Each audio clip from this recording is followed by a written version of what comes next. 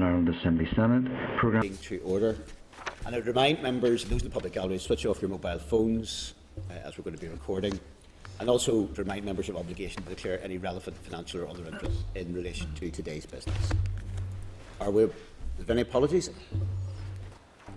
Danny, is it? Yes, Danny. Yeah, Danny. Okay. If there's no other apologies, I'll move on then to Chair's business. First of all, a little bit of sad news at the start. We will, from next week, so this is Sean's last meeting. He's dug his tunnel out and is sort of about to emerge somewhere else in the world of the Assembly.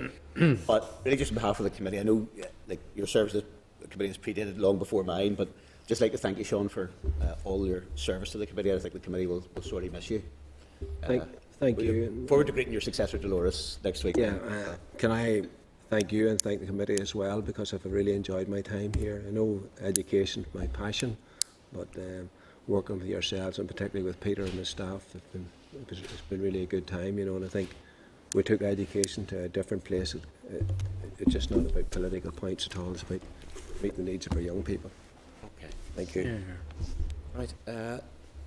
Next item is also another sad item. There was over the Christmas holidays, just really a few days before Christmas, the tragic death of Ryan McGovern. Ryan was a student of St Mary's Primary School in Garrison. Just maybe it might be useful if we send a note of condolence to the primary school. Yeah. And then something perhaps at least on a slightly more upbeat note in terms of that. Members will be aware, by getting into the issues around the transfer test on it, but there was press reports relating to Harmony Hill Primary School where they I don't know, maybe you declaring interest as you governor? Declaring interest as a former governor. Former governor. But the principal sent a note to all its primary 7 pupils who are receiving transfer tests. I think a very well drafted note. And I suppose the note reminded pupils of their importance regardless of the test results. Just I'm going to suggest maybe that the committee, if we write to the principal congratulating on his approach to this, whatever, I think it might be appropriate to acknowledge that. That's all I have from the chair. Minutes of the draft minutes at page 6 of the meeting on the 27th of January. Members agreed that's a true and accurate record. Agreed. Yeah. Agreed. That's okay. Well, second that too. Matters arising. I just have the one matter. I had previously written to the department on the issue of, I suppose, the employer and essential skills qualifications, seeking for the department to clarify its action in order to ensure that employers recognise the equivalence between essential skills qualifications and the corresponding GCSE grade C. The department has responded informally that this matter falls within the remit of the Department for Employment and Learning. So I don't know if we either write directly to the Employment and Learning bit or just to directly to them if members are happy enough with that. Yeah. Right, we move on then to the 5th item, which is our main item of business today, which is the addressing bullying in schools committee stage. We'll have to do the formal clause-by-clause scrutiny. There's a cover note at page 16, and also think which will be helpful.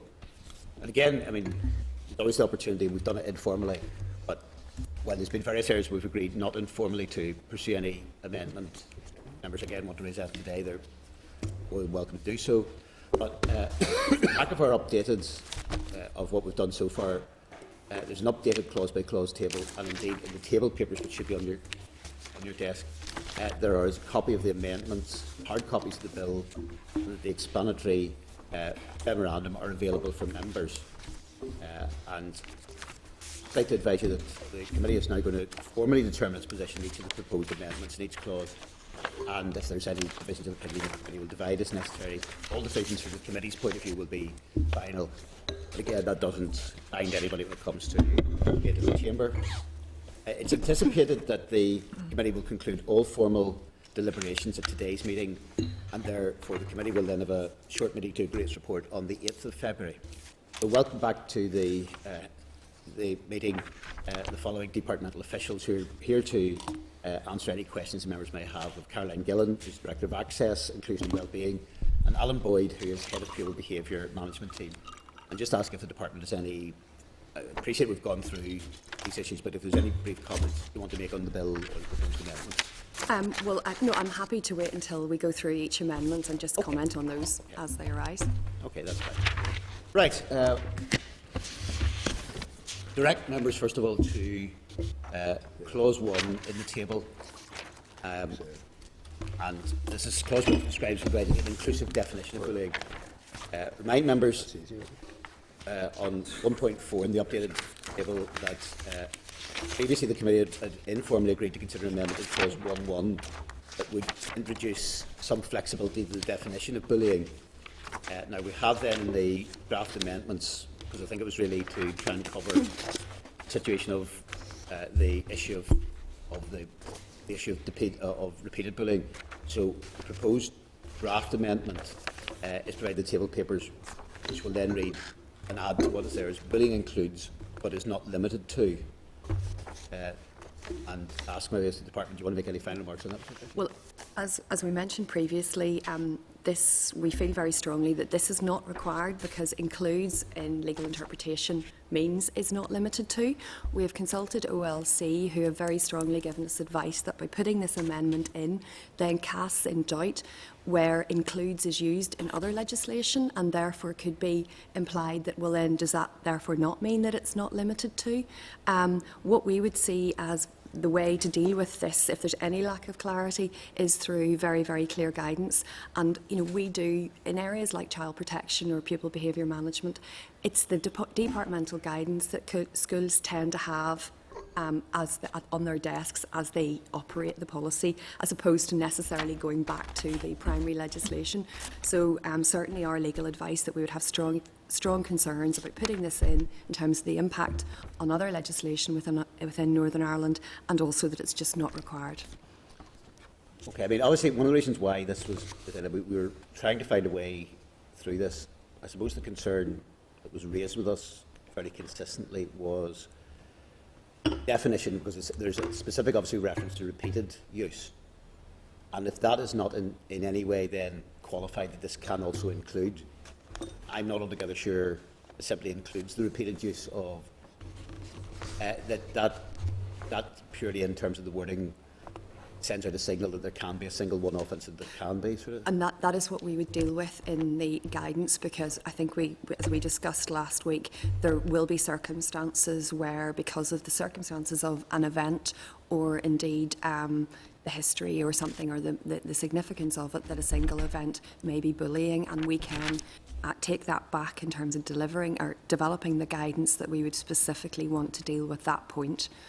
Indeed, I think in doing a bit of research, I see that it is mentioned in some guidance in England, etc. Now, there won't be every event where a single event is bullying, and that's dealt with under the discipline policy, but absolutely we want to acknowledge that it is not necessarily requires a repeated event, and we would want to deal with that in guidance. We could give that undertaking and assurance. Jonathan was first there. Yeah, sure.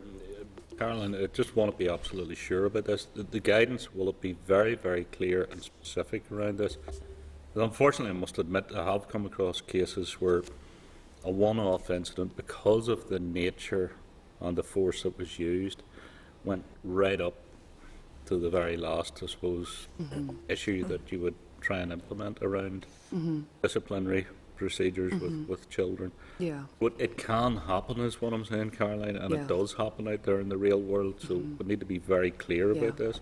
Because if we write some piece of legislation that means, it's, I suppose, the final sanction is excluded from governors, you've tied our hands. I mean, you still have obviously all the sanctions under your discipline policy, to deal with significant events. But I mean, without wanting to draft the guidance in our heads now, we would see there being a substantial section on what is bullying. And obviously it will outline the main understanding, but it must also then go on to say, however, this is not the only situation, and elaborate further. But I think that will be a key component of the guidance. Thanks, Chair. Okay. Any other comments in that regard? I mean, is there any sort of wording that could be used if we're talking about includes the repeated use of, and then maybe explicitly reference in the legislation that can also include individual case or a single case? Because you have the situation, I mean, only in reading some of the stuff, you would need to be very careful in terms of how we frame it, and I think we'd rather talk to schools and pupils and stakeholders to see what those examples would be, because as I said, some events will be one-offs and should just be discipline and shouldn't be reported. No, I understand that. So I would worry about trying to draft something quickly without having the benefit of the discussions with schools to see what would be the most appropriate way to describe it, and the examples that we would want to give them.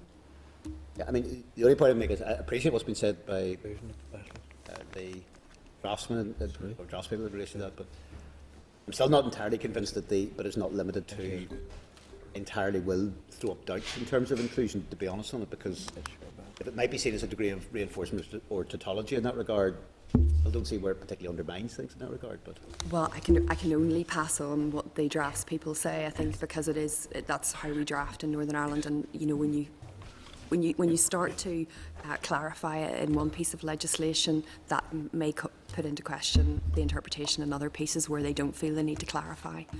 okay, I'm in the hands of the committee. What does the committee want to do in relation to this? I don't know, Chair, because I am fearful that a message will be sent out there which, you know, unfortunately, the interpretation of it will tie the hands of governors more than the reality of it. And I think we've all seen examples of how that occurs in legislation.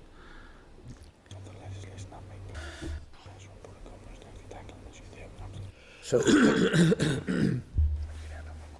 Robert, do you want to?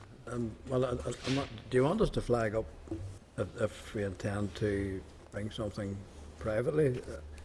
Or Well, it's entirely up to yourself in that regard. Trevor, in that regard. no, I'll just keep my powder dry then. Okay. Yes, so reading between the lines may well be, but the others stand, and that's it. Thanks. Okay. It would be helpful to know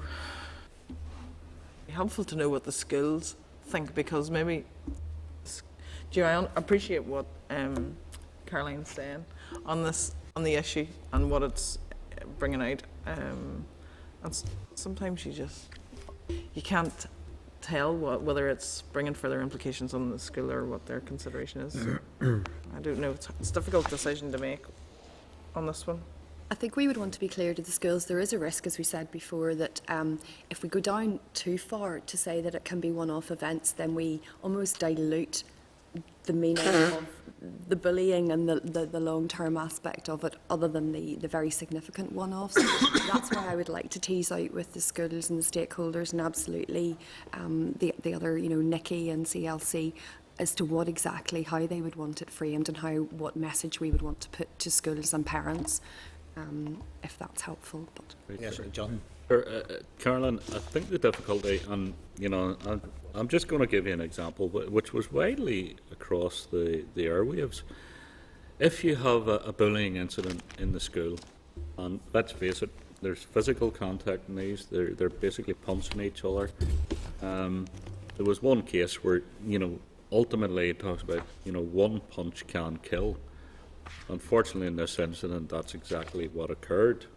You know, that has to go, you know, bypass what is a repeated offence, because, you know, even the law's not going to see it that way. But if we remember back, the discipline and the ability to discipline pupils, the sanction, discipline and bullying are essentially the same, and the school will want to decide the sanction in the context of the case, and it could be detention, suspension, expulsion, or obviously in some cases reporting to the police. But Caroline, so I don't think that anybody Caroline, will escape my worry that. is if you place something in legislation, I see how these things happen.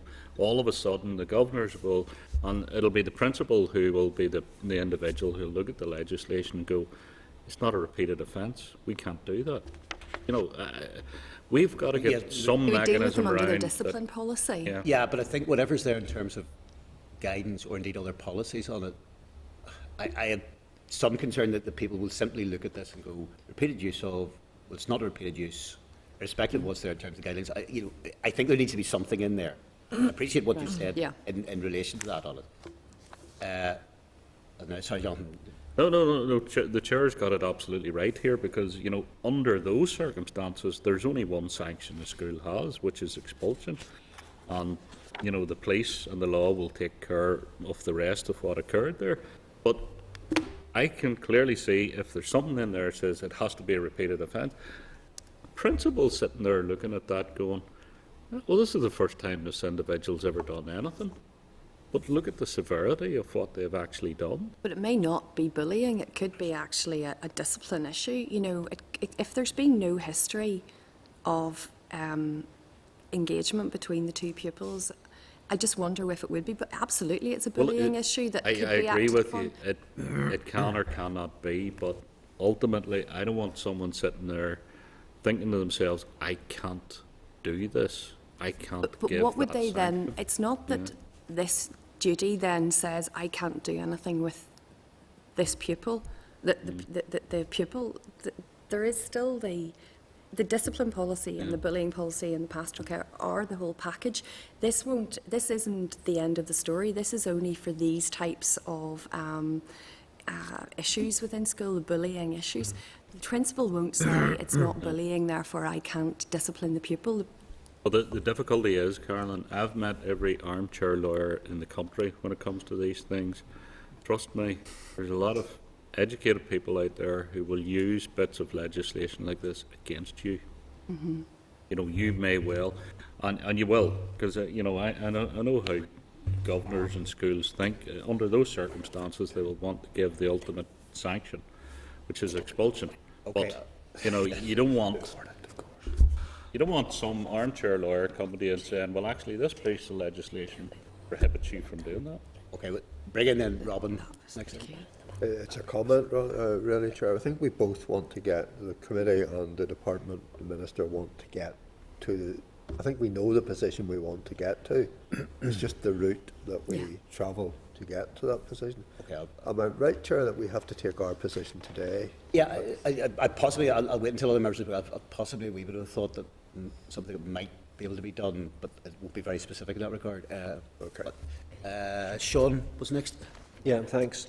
You're very welcome. And it's just what people have said, talked about earlier. I remember, Caroline, you mentioned the word appropriate in relation to this, because, you know, whether it's a discipline issue or whether it's bullying, or maybe in a case in a special school where the child has particular special education needs and is not, you know, how, you know, I think, as has been said earlier, you know, once an incident happens, people are going to go to the legislation, the bullying legislation, and they're going to see this use of the word repeated, but it might be the first time that this has happened in this special school. So could you take a bit more on, you talked about what they will appropriate. do, I think that the definition is what we're using here, and it's not inclusive. What they will do is, the duty is on the Board of Governors to ensure that policies are at the school and they're pursued, and determine measures. So the Board of Governors, once this is enacted, they will have to develop their bullying policies and the more detailed measures underneath it. So they will have thought of all of these issues. They may say, right, in our school, you know, we're aware of situations that have gone on in the past that have caused us problems. So they will be able to shape the policies and the appropriate measures, or indeed sanctions and preventative measures that could be taken. And those will be consulted upon with the pupils and the teachers at the school, the parents. So this piece of legislation won't be in isolation, never mind our guidance, but really I mean, I looking at some anti-bullying policies last night, just flicking through a few. Some schools' anti-bullying policies already are actually very detailed in terms of what they will do and how they will sanction bullying events in the school, and you know who should be informed. So it will be for the Board of Governors, taking into account the context of their school and their pupils, to decide how they will approach the dealing of preventing bullying and addressing bullying within their schools. So they will have that flexibility. Yes, I know it's the responsibility of the Board of Governors, but it's putting enough onus on the Board of Governors to develop this. What sort of level of guidance and support are they going to get, both in terms of the support that's come from the department, the support in terms of in-service training, whatever, you know?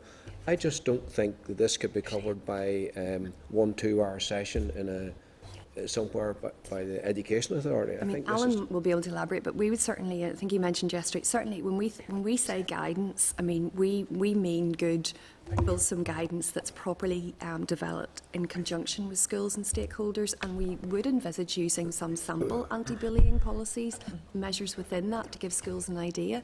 But I mean, I have been, all schools already have an anti-bullying policy, and some schools are very fulsome. Alan, maybe you can give an idea of how we're thinking of approaching the guidance and training. Well, in terms of guidance, as Caroline has already said, we recognise completely that we need to take in the views of governors, principals, staff, and other stakeholders. In proceeding with the bill, we have not had time to undertake that exercise so far, so we're aware that's lacking, and until we get that information, we don't accurately understand what concerns governors will have and what training they believe will be appropriate. We are happy and have undertaken that we will ensure that the guidance addresses all of the concerns that they have, and if that takes a longer time to develop, that's, as far as we are concerned, that is a essential element of the process before we could bring the bill into effect. What form that training might be, it will become apparent once we start to understand what those concerns are, and not before, unfortunately, because as policy officials, we cannot sort of have a detailed understanding of what those practical on-the-ground situations are like, and what concerns they may give rise to for those individuals. So we haven't thought it through. We are aware, acutely aware, that is a hole which needs to be filled as we work forward from the bill. So could we get into a situation here where the school develops its own anti-bullying policy out of this, and they see that, that once an incident happens, it doesn't need to be a repeated incident. Once it has happened, they see there's a bullying incident. Could we get ourselves into a situation where the legislation we're saying repeated bullying, and the school is saying first hit, for want of a better word. But as we said, the legislation is using that. Bullying only includes. The legislation does not prevent the one-off incidents. So you would never be in a situation, even as the legislation as it stands, where the school would be precluded from developing a policy which did recognise that it can be other scenarios that they view within that school as bullying. The school would be absolutely entitled to do that. And what I'm saying is the guidance would assist the school in other situations and in developing where the other events and other types of situations might be, or what schools might want to take into account. So it's only to assure you that this is sort of the most commonly, the elements here are usually the key usual elements of bullying, but that's not to say that bullying can't take place that doesn't exactly fit within what we've put on the page here, but that's fine. The legislation gives the flexibility for the schools to recognise other instances as they may wish to develop in their policy and in their measures, and as Alan said, that the guidance will assist them in that. As you said before, I think we all want the same thing, and that we want to ensure that schools are able to tackle bullying and pupils are protected from bullying, regardless of how it may emanate itself. So we're all on the same page. We just feel that we're not restricting ourselves by the definition that's on the page, but I appreciate that there's concerns. Sorry, Chair, it was just a point around the repetition thing. I'm just wondering, are we conflating two issues? And not, of course, to take away from the fact that a one-off incident can be very severe and the severity of that such, but I would just perhaps caution that we maybe have there's certain unintended consequences of classing one off as bullying as such. Well, I think the issue is that we want to make it, I suppose, fairly clear that it can be a one-off. And I think the concern is simply saying includes repeated doesn't make it clear enough that it can be. I think that would be the concern rather than that sort of thing. I'll take as a comment, Trevor. Yeah, I think we're in danger of taking an extreme example of a one-off incident, which could be bullying or could be attempted murder, frankly, and using that as our benchmark. And most one-off incidents would be relatively minor, and they may, if they were repeated over a period, they would constitute bullying. But just in themselves, it's just a one-off, you know. But did I hear you right, Caroline, that you said that the legislation as it stands or as it's proposed actually doesn't preclude a one-off incident from being treated as a bullying incident? I don't know how many times I've read it and I haven't come to that conclusion. You know? It's around that definition. So bullying includes, but it doesn't. That's not the end of the story. You know, it includes these elements, but by implication, then it can also include other. That's maybe where the nub of the issue is. Yeah, well, I mean, I think I was as much concerned about the use of the word repeated as anybody else right from the start. But frankly, the more I think about it, I don't know what sort of amendment the committee could come up with here, Peter. That's I'm going to make a suggestion which may not be entirely fine favour with the department, but may at least try and find some way. We have an amendment here which is about not limited to, which I appreciate is not ideal. Could I maybe make a suggestion to the committee that if we were to agree that amendment, but to suggest to the department that they find their own amendment to this, because I think, to be honest, I would like to see something on the face of the legislation. Okay. And if the department was to come up with something which is a better formula in that regard, I'd be happy on behalf of the committee not then to move our amendment and accept the departmental amendment. That may be the way of doing it, because I think entirely just to leave this to what is there in terms of the advice, I think it's a little bit weak. I want to see something on the face of the legislation that covers the situation. Sandra? I appreciate what you're saying, Chair. Something just came to me there, because there's been the debate about for the purposes of subsection 2A, motivation may include, and we know already the explanation has been there that that could include others, and it's not exhaustive list. Yeah, I mean, so if you change it to may include, well, would that be the only slight complication is I'm not sure it clarifies the issue greatly, and I would actually have problems with what's there on the later bit, because I think there's a better way of dealing with it on that side of things. That's fair enough. I just was uniformity. Okay, could I suggest at least then, without prejudice, if we put that forward, but I think very much with a plea to the department, if you can find a more appropriate amendment, because I think we need something on the face of the bill. I'd be happy not to move that. Do you want the amendment to deal with the fact that you want to emphasise more that actually there's other situations other than here, or is it that you're purely concerned about the repetition versus the single act? I think it's principally. I mean, I'm sort of kind of saying it's principally the repetition as opposed to the single act situation. So something around that on it. I don't think I think, as you say, I think to be fair in this is probably a situation where we're all trying to arrive at the same destination.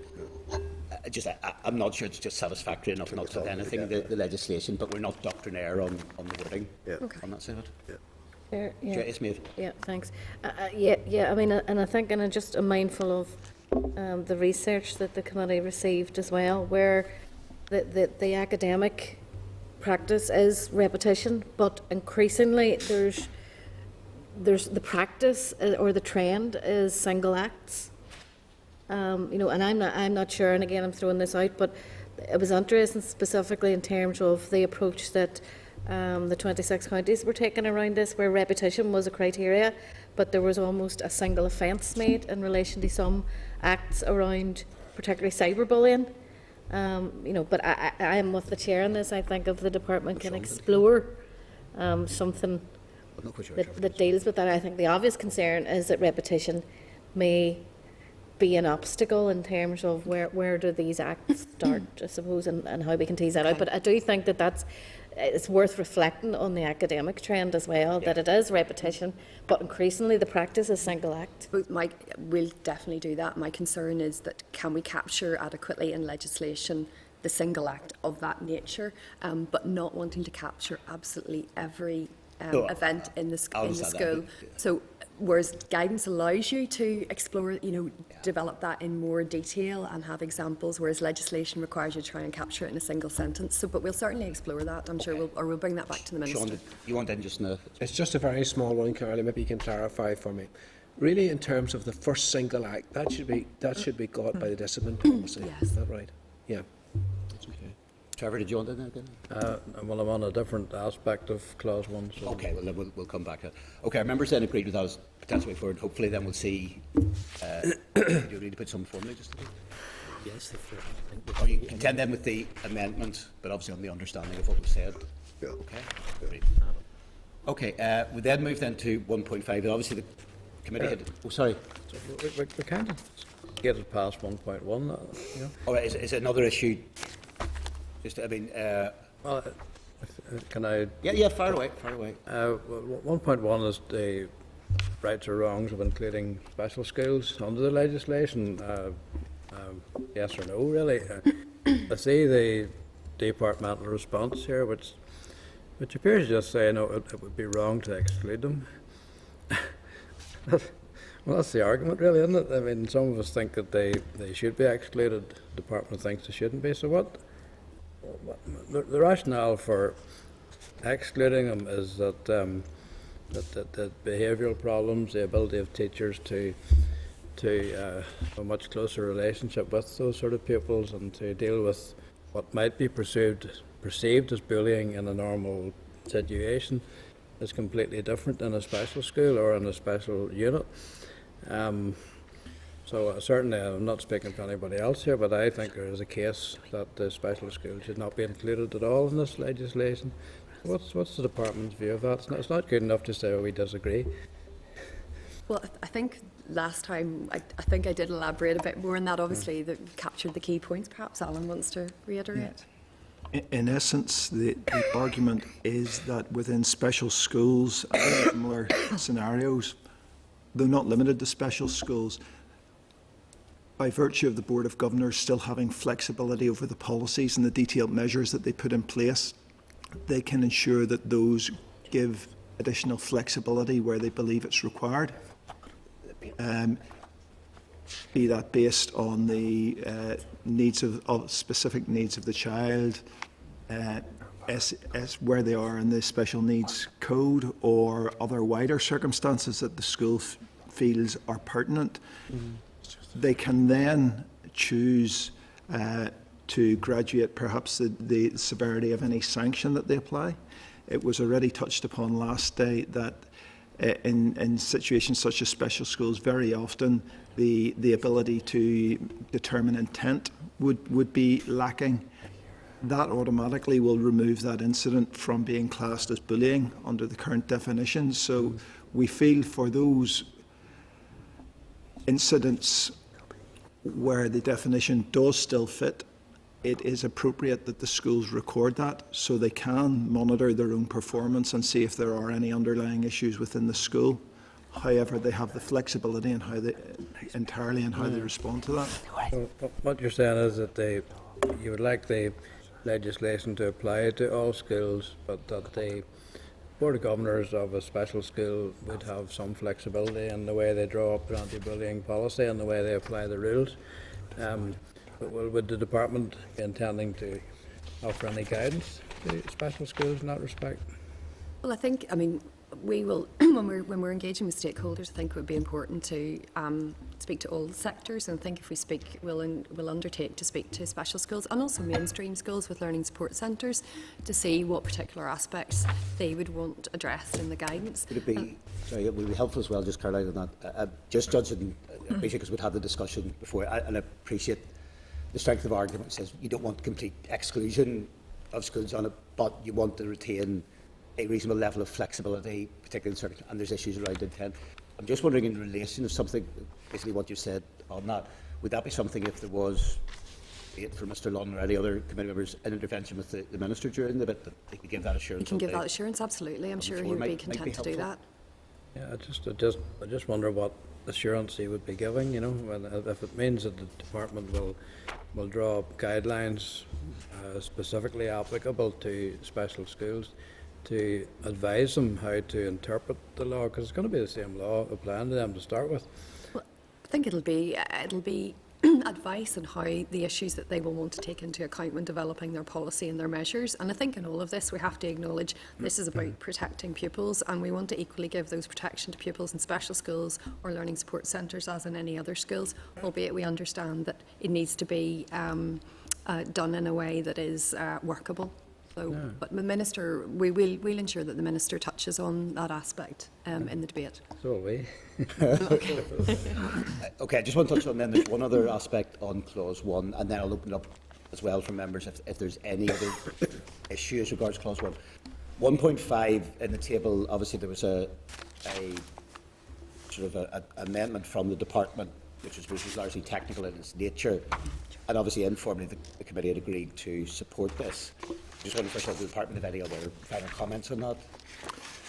No, our position would still be that this is simply a technical amendment which has no material policy impact. Okay. Are members then content with the proposed amendment? Yes.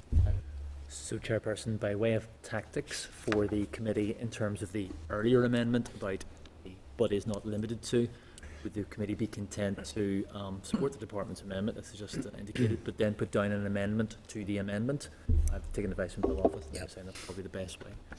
Okay, so we do that, and, but again, on that basis, on it, if there's an amendment from the department, I think we'd be okay. In terms of Clause 1, I suppose just on that point, does anybody else have any other issues they wish to raise under Clause 1?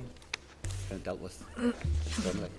Okay, is the committee then, just on that basis then, the committee content with Clause 1 as, I suppose, with the couple of amendments we've already looked at? Members content? Yeah. Yep. Right, and move on then to Clause 2, which is about the role of the Board of Governors, largely.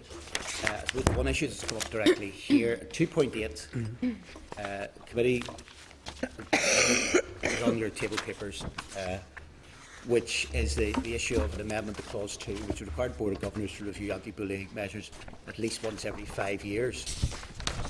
And just if you ask the department, do you have any comments just in relation to that? Well, the Minister is content to support an amendment of that nature. I just wonder if the actual wording, of no more than, if it could be maybe formalised in terms of legalese, not of intervals not exceeding, or I don't know what the appropriate drafting would be, but... I think that came from Bill Office. That came from Bill Office, so we assume sort of. So, Chairperson, I can... We can go back to it. But the Minister is supportive of that requirement. So, Chair, can the clerk take it then that committee supports the amendment, but if the wording is slightly different, would the same effect they're having? Yeah. Jonathan, you wanted Up behind the curve here, which amendment are we talking about? it's on your see the on the table papers. On it, it's Clause 2, page 2. Leave out line 22 and insert at intervals of not more than 5 years. Okay, I'll bring in John. Yes.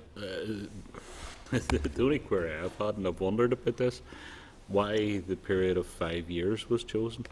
Because the life of a Board of Governors is actually 4 years, because they're tied in with local government, which is a 4-year period.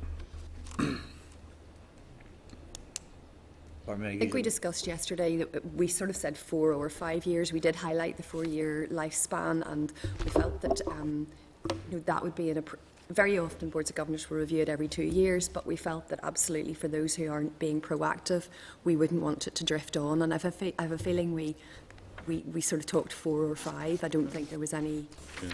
Well, just given the lifespan of a Board of Governors, I think would the committee then be happy with 4 years? Is that more or less is the lifespan of the? What's that? It's only, I think that the discussion Sandra and I had across the table yesterday was not more than. Yeah. Yes. So. Well, I think if it's not exceeding not more than, we just get the exact. But I'm talking about, I suppose, in terms of time scale, 4 years is being. Yeah, 4 years. Okay, with 4 years. Sense. Okay, well, with that slight change, are members content with that amendment? Agreed. Okay.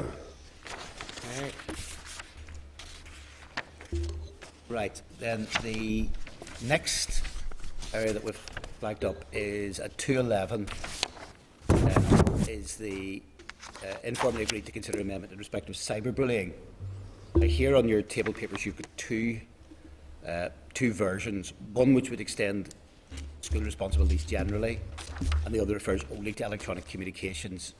The amendments, if either amendment was being looked at, you can only at most go for one of them. You may not actually want either of them, and I would even, just in terms of maybe what's there, have a slight degree of tweak on what's there in that regard. But just first of all, could I invite the department if you want to comment on both? Well, the Minister has indicated that he would be extremely concerned about imposing an additional duty on boards of governors in this way. I think from our perspective, and having done just some brief research last night on the sorts of duties that are imposed on schools in relation to cyberbullying, there's a whole range of varieties and indeed a lot of research papers which debate the effectiveness or otherwise or the legal liabilities of boards of governors. And I think if the committee was to put forward an additional duty, which is, let's face it, on a group of people, not necessarily on institutions, without being absolutely clear what the legal implications are, the Minister would have great concerns. I mean, we feel that we're aware that schools are looking for clarity on cyberbullying and looking for guidance. And as we've said in previous evidence, we've commissioned the Anti-Bullying Forum to bring forward guidance in the immediate term. And also we're working with the SBNI to look at the e-safety strategy. And we feel the appropriate thing to do would be to let's see how that additional guidance is working and whether that assists schools before we would move to looking at legislation. And even in looking at legislation, we would want to do research on what is happening elsewhere, what are the implications for schools, how is it working, before then drafting up, well, like, here's the policy, here's the additional duties we want to put on schools, and saying to drafters, here's what we have decided we want in consultation with various stakeholders, and then draft legal duties to respond to that, as opposed to maybe in this circumstance put legal duties down where we are going to be faced with a situation of having to do, if you like, a post hoc rationalisation of what the implications will actually be. And I know the Minister is extremely concerned that we wouldn't legislate for duties of this nature on Board of Governors in this way. Would open any comments of anyone?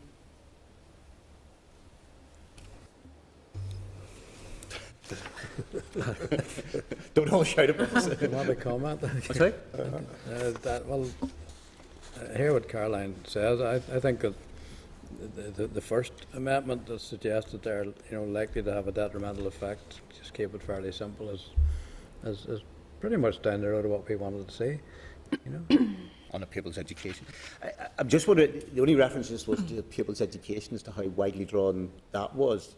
I suppose that's what schools do. I mean, yeah, no. No, I don't mean to be facetious. I know. It's all. I was going to try to be on the committee. Well, at least that's what the intention of the school is to do. We're not trying to be psychologists here. We're trying to make sure that pupils can enjoy their education unhindered. Not that indicates something that's detrimental effect on a child's education, which is what the rest of the bill does too. Yeah. I'll tell you what I was just thinking in terms of that, which is, I'm just wondering about if detrimental effect on a pupil's education is a little bit maybe widely drawn. And I'm entirely just thinking off the top of my head a little bit here, but there's a reference obviously in part 1 of on the premises of the school during the school day.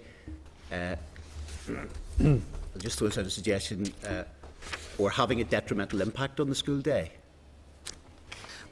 Again, I would say, well, where does the committee want, how far does the committee want schools to get into situations and events that arise that are entirely outside the school's control?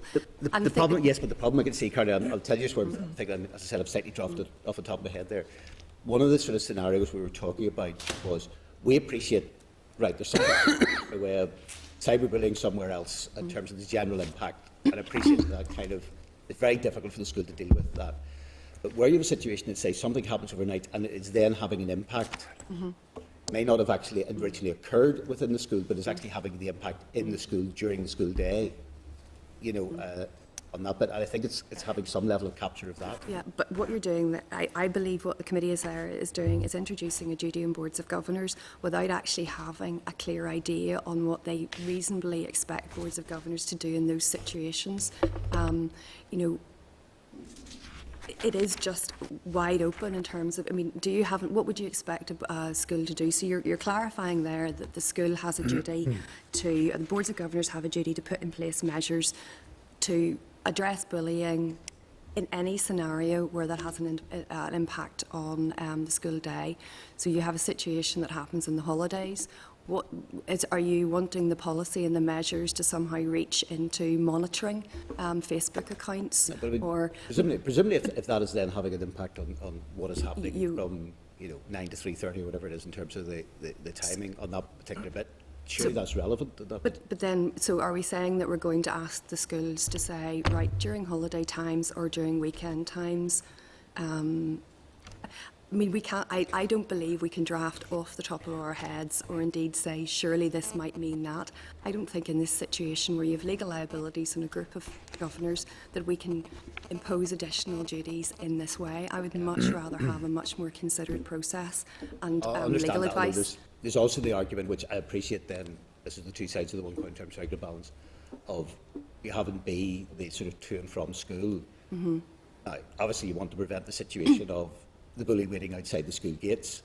On the other hand, defining that could be fairly loosely defined as well. In that situation, that's where the pupil has to go to and from school to get to school. There is a finite element to that journey. We already know TransLink and there is guidance in place around bullying on buses. It's a much more definable situation and the pupil has no choice in terms of travelling to and from the school. I think if you were getting into a situation of any other event that happens that is bullying, or indeed one-off events, if we extend the,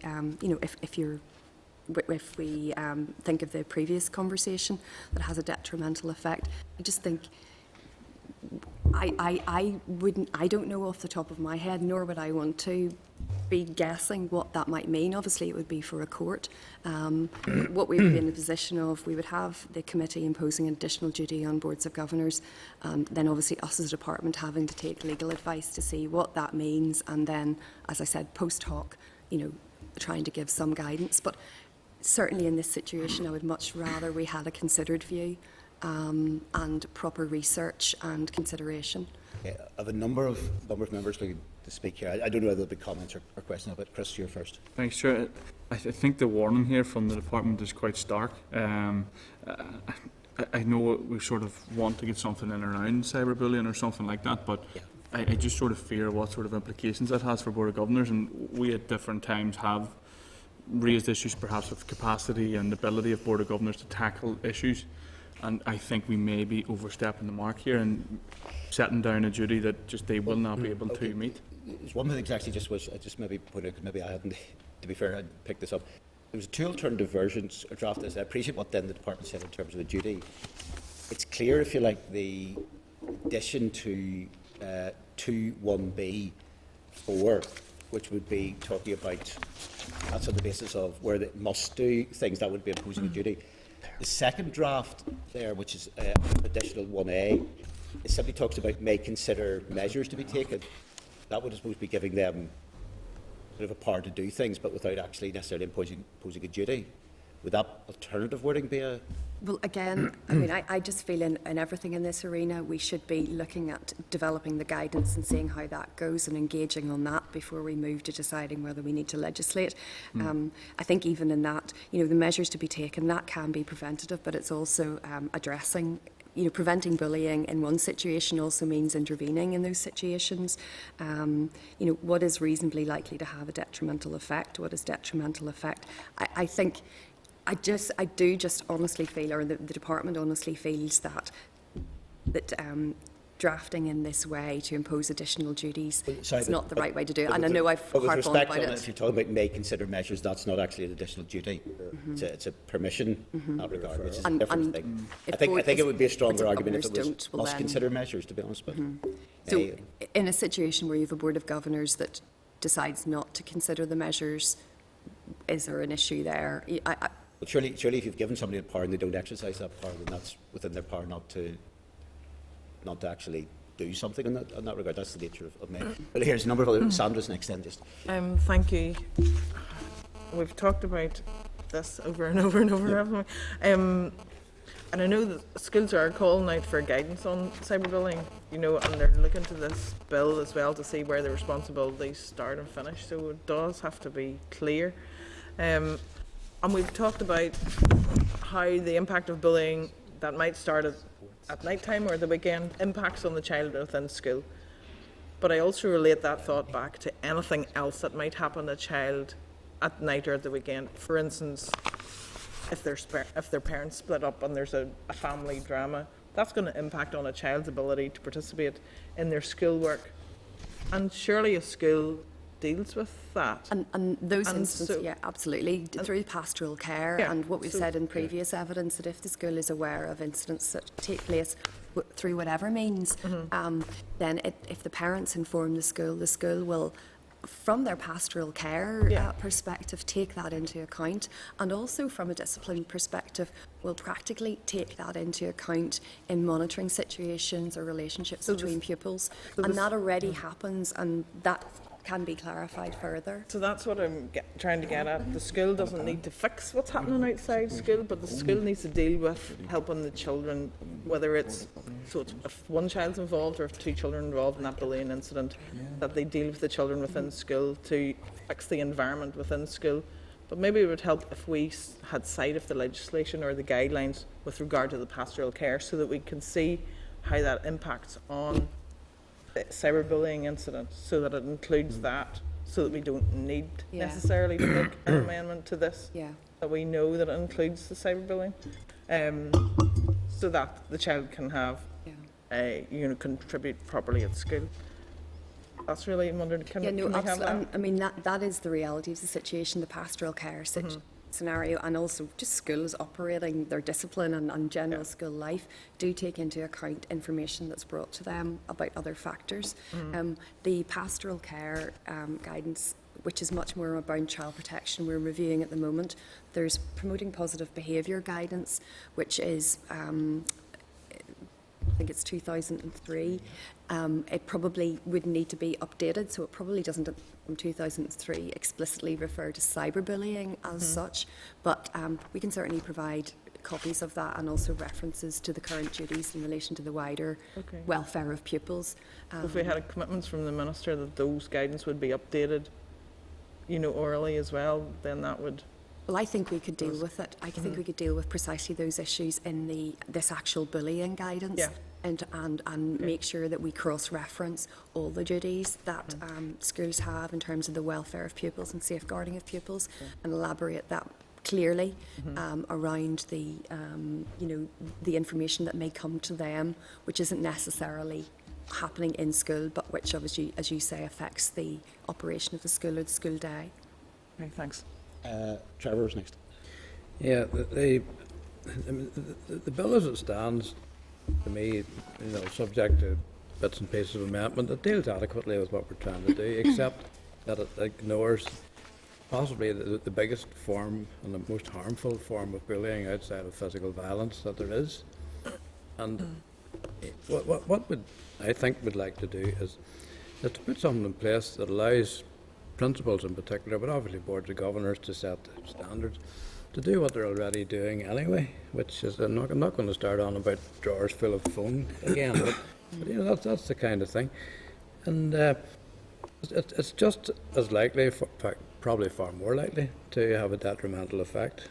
I know you say you're uncomfortable with this, it's the usual argument, perhaps you can bring forward guidance and so on. I really would like to see this on the face of the bill, and I think the second amendment there is so woolly, frankly, that a board of governors could probably do that anyway, even if it didn't have an anti-bullying bill. It's framed in such a way as to be completely ineffective and harmless. I think the first one is far more meaningful. It may not be perfect, maybe we need to tweak it a bit more, but detrimental effect on the child's education due to circumstances occurring linked with the school perhaps, but outside of the school hours, outside of lawful control, is perfectly valid to me. And I mean, somebody quoted the figure of 16% of bullying incidents. That is widely ridiculed. I mean, it's far more serious than that. I don't see how we can ignore it. So really what we're saying, what that First Amendment is, you're saying the boards of governors must determine measures to be taken at the school with a view to preventing bullying involving their pupils in circumstances other than those listed. So in circumstances where the child is not actually at the school. So the Board of Governors must have measures in place, and that is extremely extremely wide, and without being able to elaborate on what measures, it's not even caveated by reasonable. You know, I just think a court will, or any Board of Governor will blanch at that very, very wide duty. Yeah, I didn't say it was perfect. Yeah. I love the word reasonable in a lot of circumstances. If you could just say in reasonable circumstances, I suppose, but you know, I do feel, you know, where you water it down. Schools already have in their preventative education in the curriculum and how they deliver that. They deliver a lot in terms of educating pupils how to stay safe online, protecting themselves and respecting healthy relationships. There's a lot that schools are doing, which obviously not only impact how a pupil behaves at school, but how they behave throughout their lives and in their daily lives. I just... The Minister is concerned that we are getting into the arena where we are expecting boards of governors to effectively police and ensure the safety, etc., of pupils, even in situations which are outside of their reach. We can actually, of course, schools do a great job and already do in practical circumstances where they're aware of issues that are affecting the welfare of a pupil. But by inserting a duty of this nature, you are in effect increasing their responsibilities to an extent where today the committee aren't quite sure where the end of that responsibility will be, because we'll only find out in court when the first case is brought, when somebody says, I'm sorry, wee Jimmy has been bullied at youth club on a Saturday night, and both pupils went to the school. Okay, school, you know, what did you do about that? So I know that seems frivolous to say that, but as I said, I just we just have strong concerns about inserting a duty of that nature without really knowing the beginning and end of it. Is the department comfortable with a situation where principals already effectively apparently exceed their authority by intervening in these sort of situations? I mean, if a child is sitting in class, bursts into tears, teacher says, what's wrong? Look at my phone. And there's half a dozen messages of a disgraceful nature on the phone sent the night before by another pupil who happens to be sitting in the same class. Now, I know how a principal would deal with that, we all do. But at the moment they're doing it informally off their own bat. That's why some of us certainly would like to see something in here that just strengthens their hand at least, and gives them... So what's that point, Chair, without arguing, before it gets with it, at least the second one, would that not at least provide some degree of cover, at least for that sort of situation? I appreciate saying about it being a woolier bit of the two, but... That's woolly. Okay. You can either strengthen the second one or tone down the first one, whatever you think, but it's somewhere in there there's a proper wording. Okay, Jonathan? Yep. Sure. Not for the first time I find myself in agreement with Trevor around this issue. This is probably the biggest bugbear that principals and boards of governors deal with today. I'm not going to mention any names of providers out there, because trust me, my daughter could give you 20 names, half of which I've never heard tell of. It is a major issue for schools, and I think if, as we put this piece of legislation through on bullying, if we miss what is now the biggest problem for schools out there in some way, shape or form, I think we'll have failed with this. We can't ignore it. We can't ignore it. I'm inclined to go along with the second amendment, because the other difficulty I do see in this, and I know the police struggle with this issue, is how do you definitively get the evidence to prosecute, and schools are no different. How do you definitively get the information which allows you to go through the sanction process? It is a lot more difficult than you think. Well, I think... Because you can even get printouts, but the trouble is, if it's deleted, it's gone from the system that was there.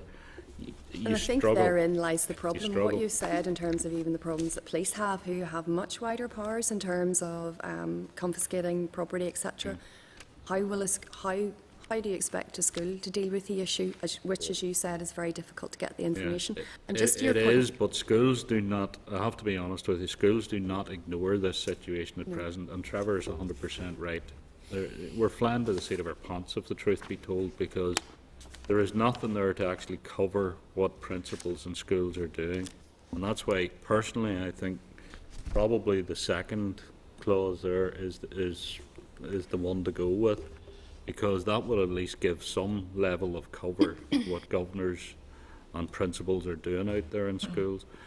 Whether it needs beefed up or not, I couldn't care less, and maybe it should be beefed up slightly, but I think we need to put something in here, Chair, that will actually cover what schools are doing.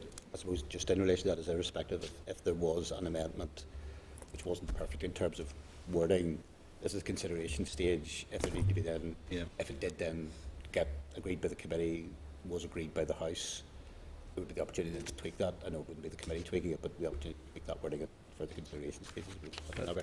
I know, Trevor, you wanted, but there's a couple other folks. It was just to, okay, just on that. I don't want to disturb the camaraderie here. It's nice that Jonathan agrees with me, but the question of evidence, and that, to me, in terms of cyberbullying, that's where you're most likely to have firm evidence, because you can't, you put it out there up in that thing in the cloud, it's there for all time, you know. To me, it's easier to prove perhaps than some other forms of bullying. Okay. Then Robin was next. Very much understand where Caroline and Alan are coming from on this. It is, and Caroline had used it, you know, to take a considered view and to do a lot more research on it.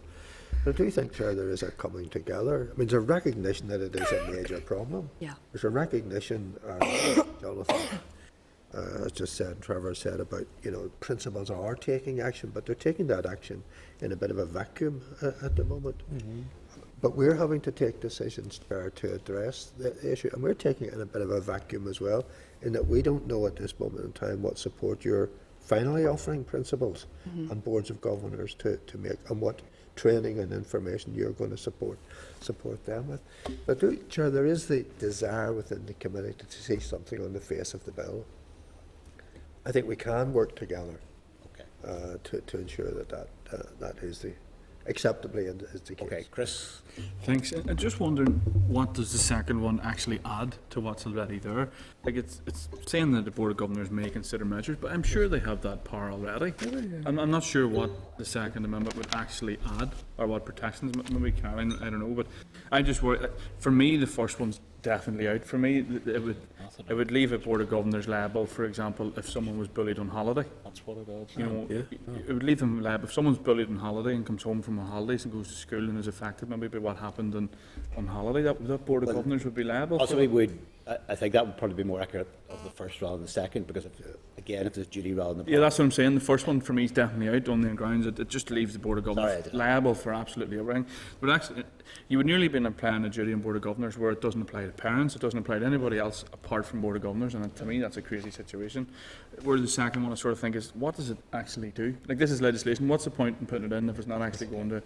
It's somewhere between them.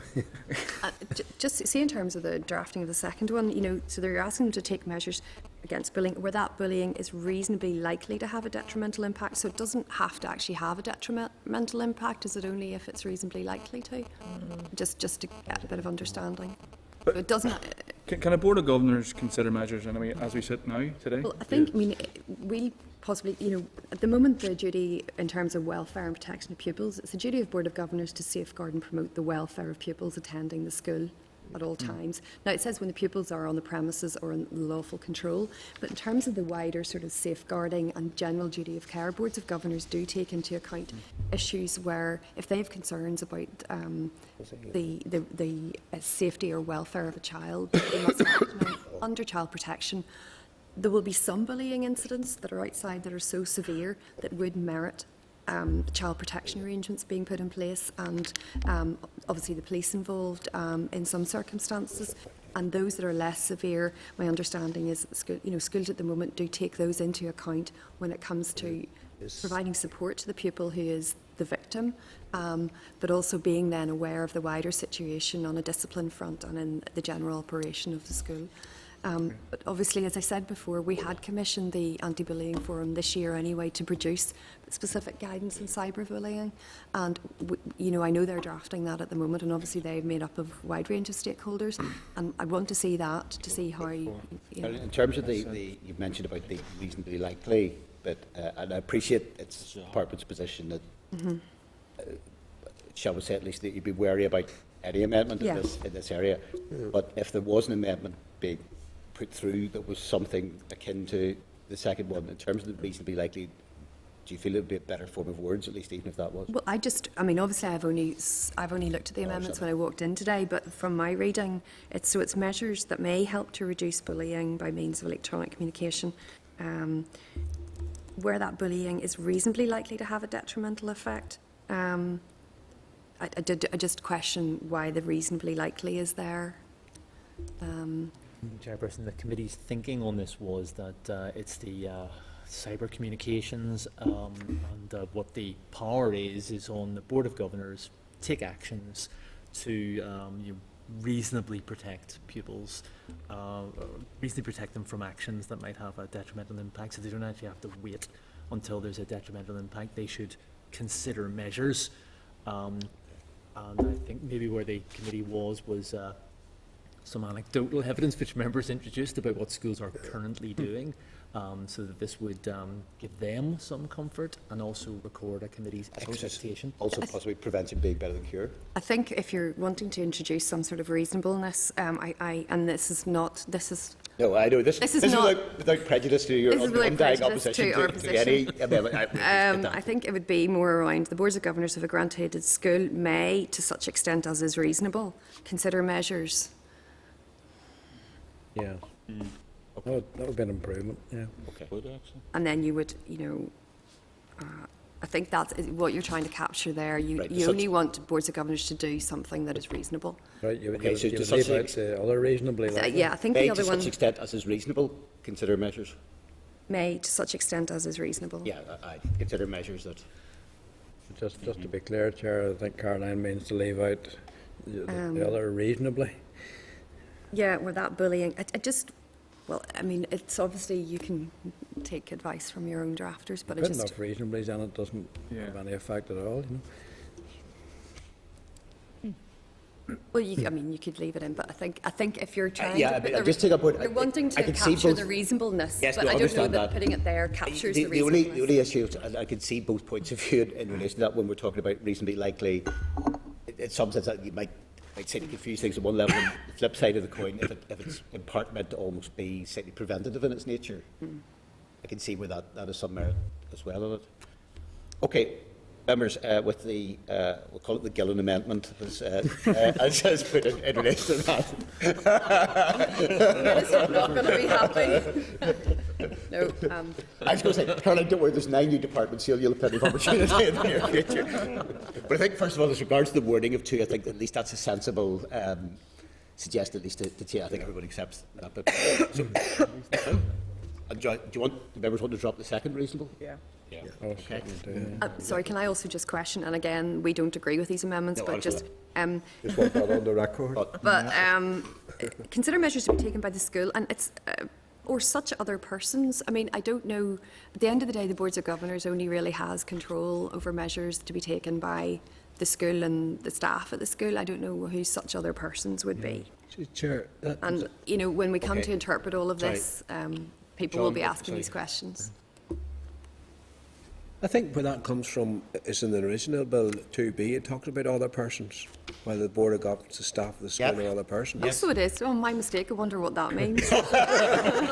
Well, look, it may possibly be confusing, but at least we're consistent. Okay, we'll work that out. Yes, I have to say, maybe as a parting gift, Sean will get the award for being eagle-eyed on that. At least that clears up. Okay, folks, we have then, I suppose there's 2 questions in relation to that. Possibly judging where people are going on this. Another question. On this, I suppose the first question is whether we make an amendment on the face of the bill, and if we do, which of the 2 versions we take in that regard. So, first of all, our members agreed that we do make an amendment Yeah. Yeah, yeah. Okay, do anybody, you want to record as dissenting? Yeah. Okay. Right. We seem now the slightly reworded second amendment or the first one about the in circumstances others. So if we've agreed that basically we're at least at consideration stage, we'll make one of the two and maybe tweak. I suppose first of all, then on that basis, and I suppose then even whenever we've agreed that, we'll then have to just put the action formally, the amendment to the first of all. There was show hands possibly for one or recorded vote. Sorry.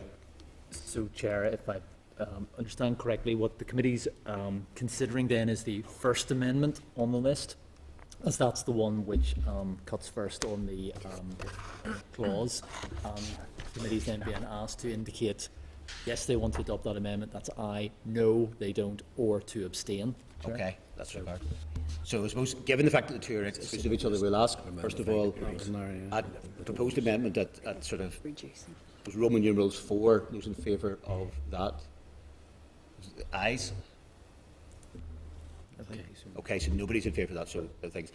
The second potential amendment, those in favour, ayes? Amended as suggested, I mean, to come out.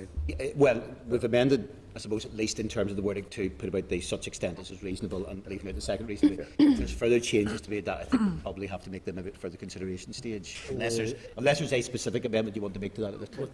Chair, what the No, clerk not on the hoof like us. No, I understand that. So then, Chair, what the clerk can do is, if the members agree the amendment now on a without prejudice basis, when we agree the report on Monday, I'll have revised wording by then in the report. So all should be well. And that's what the committee. If I could use the phrase in principle, then that second amendment, those in favour of that Without prejudice. without prejudice to. Clearly.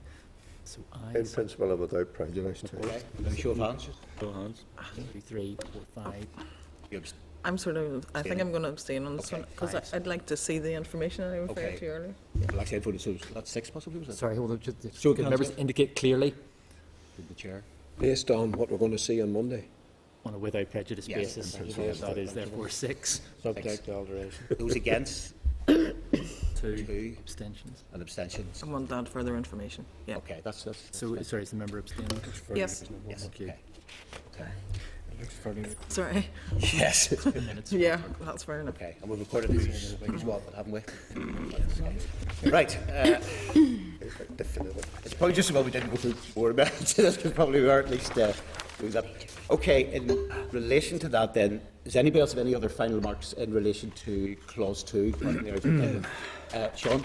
It's a very small point, Caroline, but I'm wondering, you know, it talks there about reviewing policies and within 5 years, and why have we not something there to ensure that it's part of the school self-evaluation process? Well, in terms of ETI and evaluation, I mean, that is something that they would expect to see and be tested in terms of, In absolutely. the school fact, policy? you know, in terms of everything that schools should be doing in terms of self-evaluation, it covers everything they do and all their policies. And I know John said when they go out to inspect schools, they ask them to do a questionnaire about, you know, all aspects of the school, and very often those schools use the ETI questionnaire even when they're not being inspected, but as a mechanism, a tool for self-evaluation. I think that's good practice. And that would be sort of Generally. addressed in the guidance somewhere or other? Yes, Yeah, yes. That's okay. Yep, that's fine. So I'm just going to check out what we can do. That's second.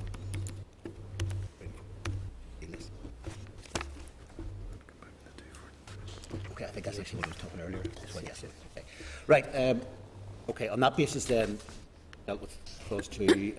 Put as the committee content, obviously, subject to whatever speaking will be there. Content with clause 2 as amended. Okay. Move on then to clause 3. Right. The issue, I suppose, that really arisen in clause 3.12 is the basically table of motivation that might be described. On that basis, there are, and I suppose there was some concerns raised that we had a list of 10 motivations. Various issues came up in relation to that about what should be added to it, whether whether that was the right list, whether we got it correctly, whether there should be additional ones. And I appreciate Caroline specifically made reference to one that had been submitted on that regard. There are then a couple of on the members, just on the table papers on the second page, there are a couple of possible amendments, but again, they're sort of mutually exclusive in that regard. The first essentially would, what a better word for this, take the 10 that are there present, but then allow the department to add to that by way of an order. The second basically would put a requirement on the department to bring forward, I suppose, regulations listing the motivations that would be as part of that. I suppose that. Do you want to respond to those two? Well, the Minister's position that we would not support any amendments to this clause. If I just outline the reason for this list, non-exhaustive as it is, being there, is this clause is about ensuring that schools keep a proper record, and that would include the circumstances of the bullying and the motivation. The reason for the motivation is there that actually gives schools a flavour of, are there any particular issues within the school that needs to be addressed. Now, we didn't have to put a list there, but we thought it would be helpful to give schools an idea of, when you're talking about motivations, what do you mean? We've been criticised elsewhere in the bill for not putting stuff on the face of the bill, so we thought we'd try and be helpful about the sort of things. But in looking at what sorts of things, we're conscious we have a lot of stakeholders who all want their identity or motivation to appear. So we felt the clearest and the fairest way of dealing with it was obviously to look to the Section 75 groups and any other legislation that was specifically protected elements. So that's why it's there. Our fear about putting almost too much emphasis on this list and getting too hung up about it is that if you want us to do particular regulations or expect it to be updated, that actually could send the message out to schools that that is the list, and that's the whole importance. You know, it's only motivations on that list.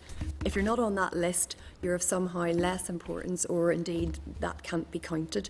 So the guidance, as I come back to again, will really emphasise, look, those are some motivations, but there may be others to do with identity, all of the other aspects. So actually, our fear is that the committee, by proposing these amendments, almost elevates this list to something that it's not designed to be. I suppose to take the devil's advocate of the counter argument as twofold. First of all, if I find it difficult to accept that we're elevating, if you're saying actually, well, here's actually something which is boldly on the face of the legislation in terms of this list of 10, but that by actually making it by way of regulation, we are somehow then raising this up to being something of greater significance of the exact consequence. I think it's a little bit counterintuitive, to put it mildly in that regard. The second thing has been, we have had reasonable levels of, I wouldn't say controversy, but quite a few submissions about people saying, well, actually, this is worded wrongly, this should be included, or other things in that regard. And as I said, I'm kind of conscious, while I appreciate this is largely derived from Section 75, that some of these things are a little bit movable in that regard, and to have a situation where you then have, albeit it is appreciated on the basis of may include, a list of 10, which then, if you at some point in the future want to add to those, would actually require primary legislation to make that change. We would just feel that there's not going to be, because it's not exhaustive. Yeah. Schools have the freedom to identify other motivating factors, and we will assist in that in the again, guidance. if you're given a checklist of 10 with effectively, but you may include anything else, people will automatically, I think, look towards the checklist of 10. To be honest, that would be my concern in relation to that. As regards the comprehensiveness of the list, well, again, sometimes different attitudes will take different views, and things which are utterly unforeseeable now may 2 years down the line be something that you really want on. I just think that the regulations gives that little bit more flexibility to deal with future development. There is the ultimate flexibility here at the moment. Anything unforeseeable can be listed as a motivating factor for a school. I mean, my concern is especially the second amendment, the department is to make regulations about motivating factors. We will have to go out and consult and look to stakeholders and ensure that we've got an absolutely fulsome list. I'm sure we can't possibly, there will always be others who will come along. We'll then come to the committee, we'll spend time looking at those, you'll take evidence. All for the fact that this is not the end of the story anyway. The flexibility is already there. Except there's also been said, and this is maybe where, I suppose to be fair, this is a bit where maybe some of the early arguments the department and the committee have kind of flipped sides a little bit in this, because there's been various things we've said, well, actually, we intend to bring such and such forward. We'll go out to consultation. We want to actually get the views of schools and people as to what should be there and what shouldn't be there on other things. But on this, there seems to be a concern that actually to produce a final list, or a list as good a list as possible, you'd have to have a consultation process. It seems to say, I mean, to be fair, I suspect, because the committees might potentially have flipped on the other side of that as well, but you know, it seems to slightly on contrary to some of the arguments that were used earlier on other subjects. But to be fair, that's equally true of the I think committee. we're putting great emphasis on arguably using a lot of resource, both within the department and in the Assembly, for something that actually we have ultimate freedom. The guidance can give flexibility. Schools will be able to determine the motivating factors. There'll be all sorts of motivating factors which will change over time, and by maybe implying that there should be regulations with simply a list, which schools will then be wedded to that list, and then we'll tell them, this list is minimal. This list is minimal in terms of Section 75 and actual legislation that's there. You know, it doesn't give the impression that there's other extra, that we're leaving out. We're acknowledging there's lots of other motivating with respect factors. on regulations, may simply say the motivation under this may include a list at that stage on it. It's not, doesn't have to be exclusive in that regard. But Sean, I think you wanted. Yeah, I'm just thinking, Caroline, there's been so much emphasis on guidance. Should this list not be the guidance rather than the face of the bill?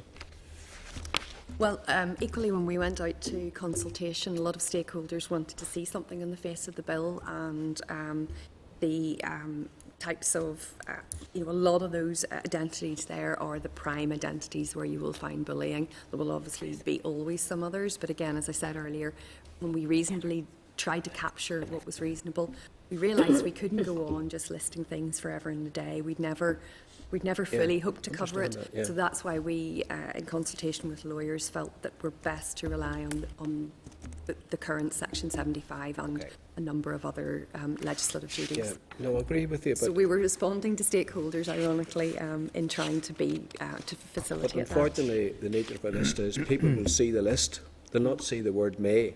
You know? Thank you. Okay, any other comments of members? Trevor? Well, I'm looking at the first suggested amendment. The department may, by order, amend subsection 3. I'm wondering why put it in there, because they can do it anyway. And on that basis, what's the department way? No, Trevor actually couldn't. They would have to bring, because it's primary legislation, unless you put something of that nature in, to actually amend it would then require primary legislation to amend it as opposed to an order. All right, fair enough. No, but so I suppose, to be fair, personally speaking, I would prefer the second rather than the first, but that's, I suppose, the technical reason certainly for the first in that regard. Chris? No, Chair, I think it's important to have a list in there, and I know it's not exhaustive, but I think it is important we have a list on the face of the bill. Just a bit of clarity, perhaps, and perhaps this is Section 75 based, but for me, socioeconomic background and physical appearance must be two of the most prominent reasons for bullying in schools, yet they don't appear. Is it just a case of just stick closely to these I think we stuck closely to the Section 75 and two others, and absolutely, whenever we're developing the guidance, we absolutely accept the socioeconomic status and appearance, and all of those need to be drawn out and very much recognised. Is that not sending a little bit of a mixed message that if you have some motivations that on that basis, because essentially they're mirroring Section 75, they're on the face of the legislation, but you then send out guidance saying, well, here's some of the other things it could also include. Would that not be interpreted by schools as these are just very secondary factors which are actually given a lot less weight than those that are on the face of the bill? I don't think so. I mean, the guidance already talks about bullying and types of reasons for bullying, and already lists out different reasons and motivations. So even actually what the guidance is out there at the moment already does draw those issues out. Okay. Sandra? Thanks, Chair. That was two of the points that I was thinking that, primarily those are factors, socioeconomic factors, physical appearance. Yeah, those are issues that are used in bullying incidents. I mean, what effect would it have if paragraph 3 was removed out of clause 3, you know, the whole list, what effect would it have if it was removed? Just well, obviously, we're responding to the consultation and the agreed policy of the executive, who did agree to put this list in. But in terms, I suppose, of the operation of it, the key thing is that schools do record the details and the motivations. but they still will be able to. They still would be able to, yeah. But obviously, from a policy perspective and what the executive agreed, they had agreed to this policy and the drafting in this way. But they could still do But it's not going to affect your guidelines if it's not in there. I understand. Okay. Okay, right, well, I think just drawing this to conclusion, right, there are two possible amendments. Again, probably technically, I've just been, probably technically do is, if I put each of those to the committee, if you want, they're mutually exclusive. If you don't want either, I suppose vote against both. And that, I think, would be the way to put it.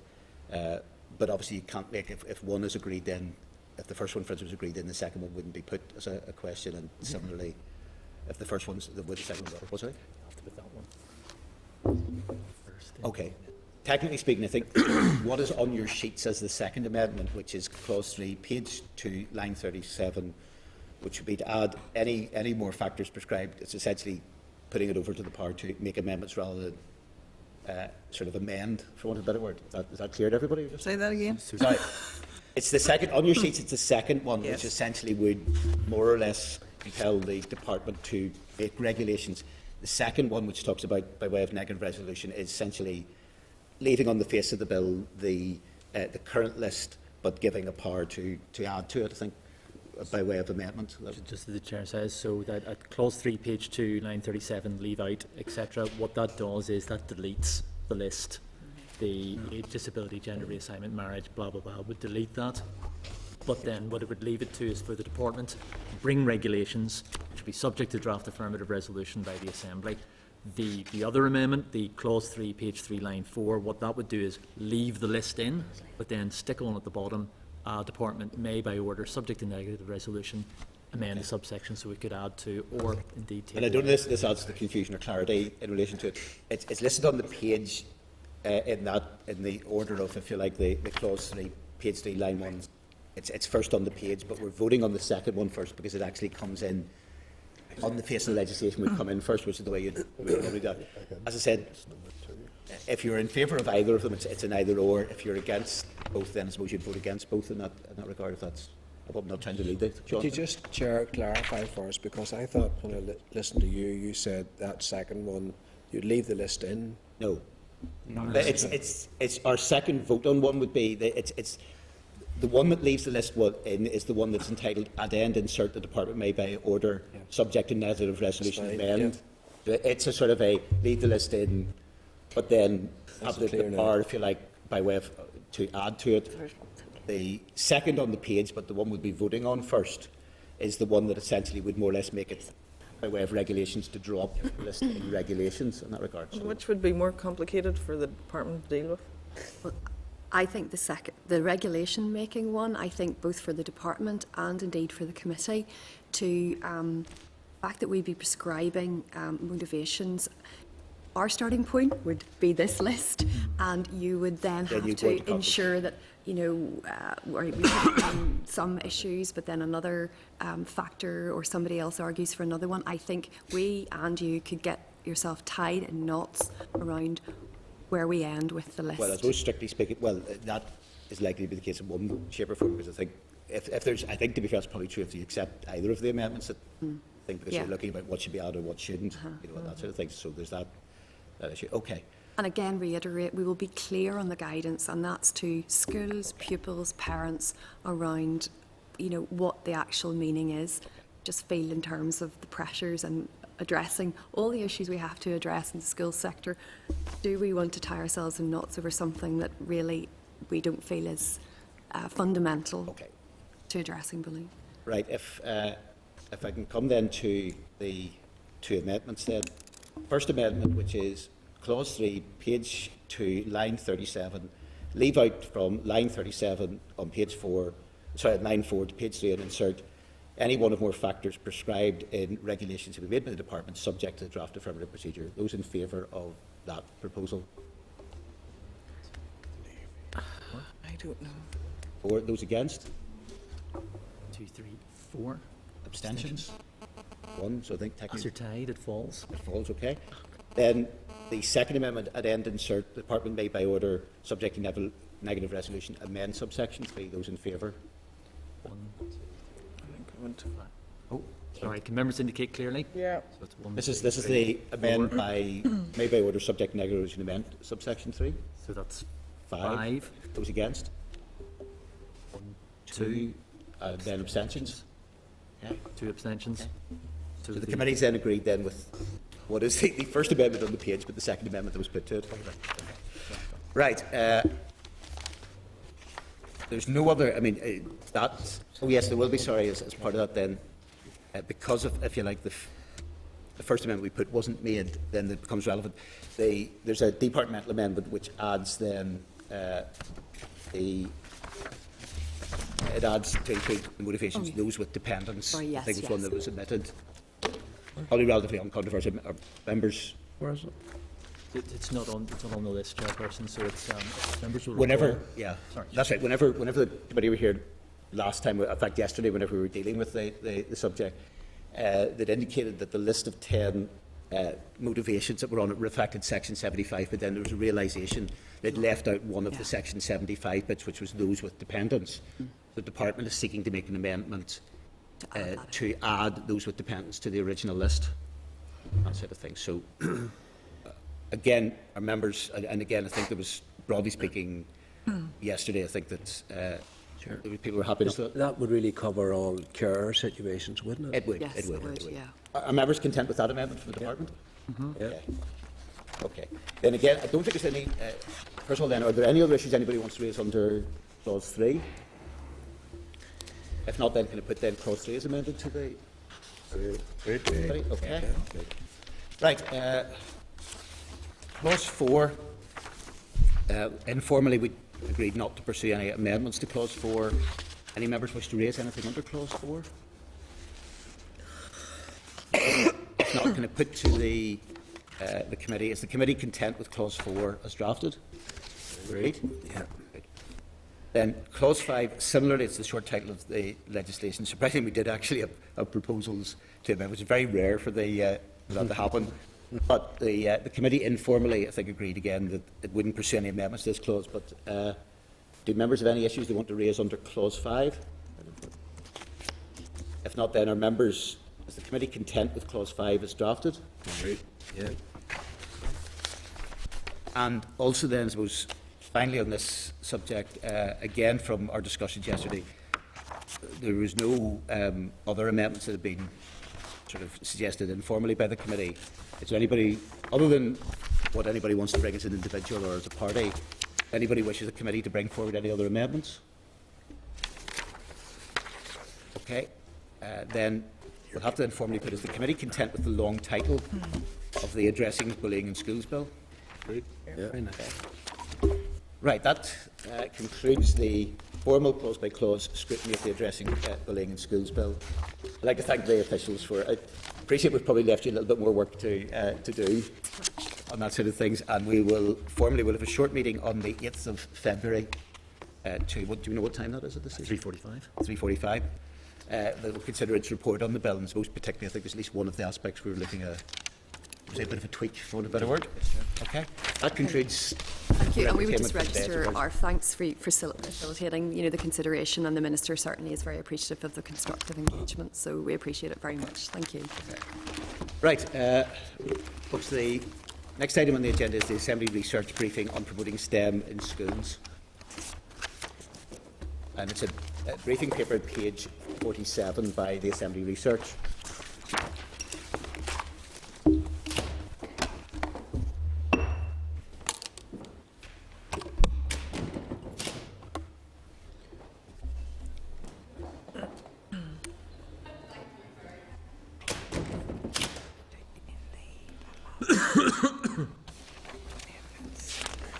Do we know where we're meeting on the 8th? I think it's room 21. 21. Okay, welcome, Caroline. Members, this is the Assembly Research Papers at page 47. So I'd like to welcome Caroline Perry from Assembly Research. And Caroline, we're in your hands. If you want to take a presentation, then we'll open it up to any members that want to. Okay, thank you, Chair. So Success Through STEM in 2011 aimed to address the decline in interest in STEM subjects, as well as other issues such as a lack of confidence among many primary school teachers in teaching science. So in this briefing, I'll consider the Department of Education's progress against a number of areas set out within that strategy, including recommendations around teacher education, inquiry-based STEM teaching, and ensuring a clear focus on science and maths. So first of all, looking at the uptake of STEM subjects. At GCSE, there was an overall increase in the proportion of GCSE entries in STEM subjects between 2004 and 2013. That rose from 33.9% to 37.7% of all exam entries. Although the 2013-14 school year saw a decrease of 1.9% in STEM exam entries. And looking at individual subjects, the evidence indicates that more students are now studying individual science GCSEs rather than the double or the single award science. At A-level, the data provide a more mixed picture. So on one hand, there has been a gradual increase in the proportion of exam entries in STEM subjects over the past 10 years, rising from 37% to 41% in 2013-14. However, over the same period, the proportion of students with one or more A-levels in a STEM subject declined from 48% to 45%. Really, we would need some further information to understand what's behind that, whether it is that fewer students are taking more STEM subjects individually, or maybe other subjects have become unavailable. We can't really say at this stage. The data also show that the Department of Education has so far failed to meet a corporate plan target to deliver a 5% increase in the percentage of sixth form pupils studying one or more STEM subjects by 2014-15. In fact, there's been a decline of 3.1% since 2011-12. And at both GCSE and A-level, male students are more likely to study STEM, but the trends in uptake for both genders are quite consistent over time. So looking now at performance in STEM, the picture in maths is very positive at primary, with Northern Ireland outperforming most countries in the world. Only 49 countries outperformed it. At post-primary, it actually performs significantly below the international average, with almost a quarter of students failing to achieve a basic level of maths skills in the PISA test. In science, a number of countries significantly outperformed Northern Ireland in the primary level TIM study. At post-primary, the results are in line with the international average.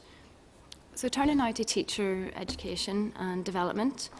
In comparison to other countries, a relatively low proportion of primary pupils in Northern Ireland are taught by teachers who have a specialism in maths or science. It's 10% in comparison to 25% internationally. And one of the recommendations in Success Through STEM was to increase the number of applications for science and maths places in initial teacher education. It noted that the Department of Education should ensure that STEM-related places reflect the needs of schools. However, the data show that there has been an overall decrease in enrolments on initial teacher education courses in physics, chemistry and maths since 2011-2012. There is a wide range of continuing professional development opportunities in STEM for teachers. However, the department cut funding for many initiatives in 2015-16, including, for example, the Sentinel Smart Technology Programme, which aimed to develop teacher science skills, including those who don't have a science specialism.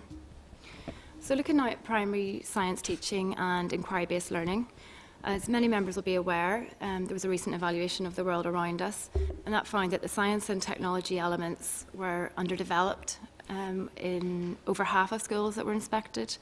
And in these schools, they found that STEM provision was quite narrow in focus, that it lacked investigative experiences for pupils, and that teachers were less familiar with scientific concepts and skills.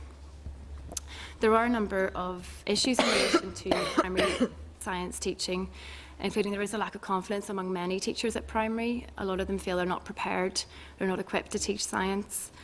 For example, that TIM study found that only 54% of students felt very well prepared to teach science in comparison to 91% for maths.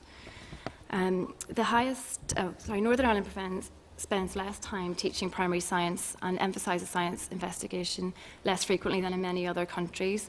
And we actually find that the highest performing countries in science had higher teaching time in science, but teaching time for maths in Northern Ireland was actually higher than average. Teachers are also concerned about things like competing priorities, literacy and numeracy, implementation of assessment arrangements and access to training and CPD opportunities. Many teachers also have concerns around access to resources for practical learning in science. Looking at other jurisdictions, there's a big focus on STEM in other jurisdictions, and a lot of these will focus on continuing professional development. For example, there's a free diploma in maths teaching in the Republic of Ireland. Other ones would include attracting graduates into STEM qualifications. For example, there's scholarships in England worth up to £30,000 if you have a first-class degree in physics. So to conclude then, the paper highlights a range of issues in relation to STEM that could be given further consideration, including the evidence that primary teachers often lack confidence to teach science, the lower teaching time and time spent on science investigation at primary level in Northern Ireland compared to other countries, the low proportion of primary pupils availing of the STEM truck in comparison to post-primary pupils, the decline in pupil performance in maths from primary to post-primary, concerns around inadequate access to CPD and STEM and recent funding cuts in that regard, and finally the decreasing number of enrolments in STEM courses in initial teacher education. Thank you, Chair. Okay. Thank you, Carolyn. That was very useful in that regard. Jonathan was the first. Yep, Chair. Carolyn, fascinating, but I suppose depressing report actually when you actually look at what's in there. When you were doing that report, did you look at the breadth of STEM subjects that were actually available to schools out there, and what impact that would have on the delivery of teaching in STEM? Was that taken into account, or is that not part of your research? It was slightly outside of the scope of the paper. There is an interesting issue about computer science, though, in that regard. We don't have, SIA don't produce GCSE in computing or computer science. They've said that they would like to produce one by 2017. That was subject to business case approval. They have said that pupils can avail of them from other exam boards, for example, but that's not there in GCSE. The issue of ICT in computer science is another one at A level. There's been a big increase in pupils taking ICT, but a decrease in them taking computer science. The trend would tend to be more towards computer science, developing programming rather than using ICT. So there are some issues around what qualifications are available and are used. Thank you. Okay. Chris, you were next. Thanks, Chair, and thanks, Caroline, again. Just wondering, do the different regions suffer the same fall from primary maths to post-primary? Is that common, or is it something that's peculiar to us because our primaries are doing so well in maths? Perhaps it's more stark, but... It's something I would have to go away and look at exactly and do an analysis of how the other countries are performing. Yeah. It's not something I'm sure just now. Things always slightly intrigue me, and I'll just pick up on Chris's point there, and that is, we've seemed traditionally to have, or these last few years, had a situation, as you say, in which the primary schools have been, in terms of primary school pupils, been one level, and then there's some fall off at secondary.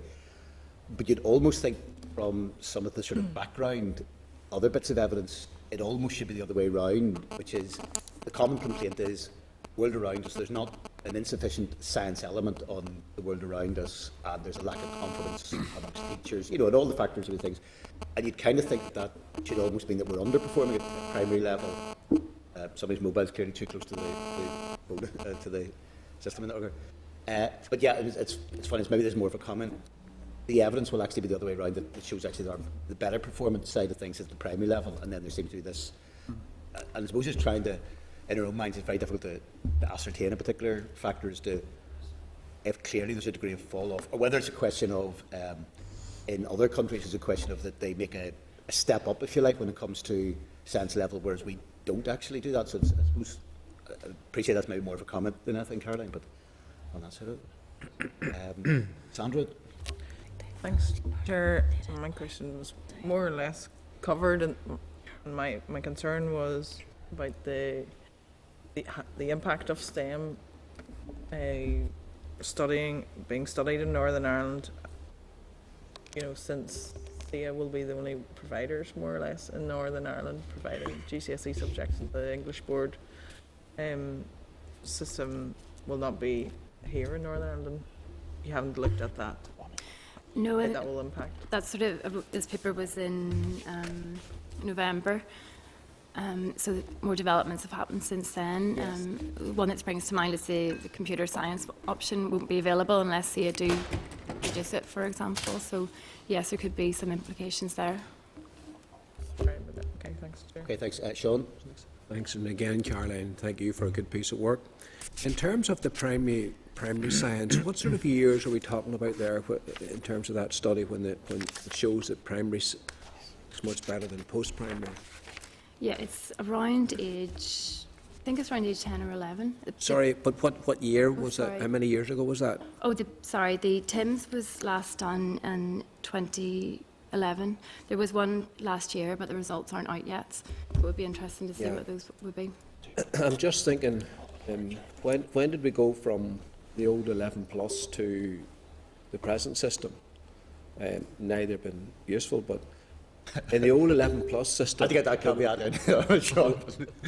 But the point I'm making is, in the old 11 plus system, there was a science element, which obviously schools taught and whatever else. So I'm just wondering where that comes into that. I suppose the other interplay is that with the change to the world around us as to what impact that potentially has had. You know, the various changes. I suppose, and I suppose that's the one slight complication you got a wee bit with. I suppose because the lack of direct data at present on it. You know, if you have a snapshot of what the position was in 2011, but we don't know the results yet from 2015. I suppose monitoring how that has changed over the last 5 years, I suppose, is difficult really to, in fact, impossible at this stage to really give a great deal of information. And I suppose the other thing, it's really a comment more than a question, Caroline. When we talk about half the schools half of those schools inspected, what fraction of our schools, of our primary schools, were inspected? It was, I think there were maybe, it was quite a small sample. I don't know if I have it here now. It might have been even around 35. I would have to check the figure. 35 schools? Yeah, so it was quite a small sample that they... And how many primary schools have we altogether? It's around 800, roughly. So, it's we're quite a small, I would have to check the figures exactly, but... Very small percentage. We're talking a tenth, we're talking 10, even 5%. And half of those were competent, you know, so the statistics show that half of the schools were competent that were inspected, but it'd be interesting to see overall over Northern Ireland in terms of what this impact is, because I think it really is key to addressing our deficit in science is actually STEM in our primary schools. I think that's key. You know, and okay, we can get a few more passing GCSE, physics or A level, whatever, but the real place is in the primary schools. And then related to that is our teacher education and our staff development. And we don't need, I don't firmly believe we need every teacher doesn't need to be a science expert in a lab full of things in our primary school, but it's about finding the science in the world around us and bringing that alive and bringing that out. So, what's there in terms of, Caroline, and some good projects have gone on, but what's there in terms of staff development for our teachers to make science simple, particularly for our primary school teachers? There are a number of CPD initiatives that the department support, and I think they've trained in the region of 3,500 teachers since 2011-12. You know, there's a number of things such as SIA have training and events in conjunction with maybe industry providers, Allstate, for example, in A-level software systems development. You know, those sessions between the Education Authority for teachers and industry representatives. You know, Queen's have a training on A-level software development. There's an Education Authority STEM primary project, and that's provided training to 302 schools over 6 years from 2009. But there was variation by region with that one, for example, ranging from 36% of schools in the southern and northeastern regions compared to 69% in the Belfast region. So there are a number of initiatives available. You know, in 2015-16, the department did cut funding for quite a lot of STEM CPD initiatives, including Sentinus. They lost a significant amount of their funding, and they would have been seen as a kind of a frontline provider, especially to support things like inquiry-based learning for primary schools and so on. And they had to axe a couple of their programs, so there have been cuts there too. Thank you. Okay. Trevor? Yeah, well, sort of following on from that, I mean, I noticed that 37% of primary teachers took part in STEM training, but only 13% emphasised science investigation in half of lessons or more, compared to an international average of 40%. You would have to draw from that the training is not working, really, wouldn't you? Because it indicates that even though 37% have had the training, they're still not confident to deliver the appropriate science STEM subjects and their half of their lessons or more. No. So is that the right conclusion? Well, it's difficult to say because there would be so many factors, and you wouldn't know what the STEM training they'd undertaken, whether it was a longer intensive course or maybe they went to a half-day event. That could count as STEM training. So it's very difficult to kind of draw that correlation. And there are around 2/3 there, or just under 2/3, that said they hadn't received STEM CPD training. So those numbers would be affecting it as well. I suppose then the possible conclusion would be that the 37% of teachers had taken part in STEM training is accurate but questionable in its effect. Talks about exam entries, doesn't talk about results. No, you're looking at a different section, I think. I mean, And I think it indicates what you say, Caroline, that some of them have only maybe taken part in a half-day sort of course, and it hasn't given them the sufficient confidence to deal with the problem that obviously exists. Yeah, and in some of the research as well, there was a survey, and almost a quarter of teachers said they wanted more STEM CPD opportunities. They felt that there maybe weren't enough, or there are also issues around access to training and getting time out of school that would come up time and time again in relation to any training. But there were some issues with that.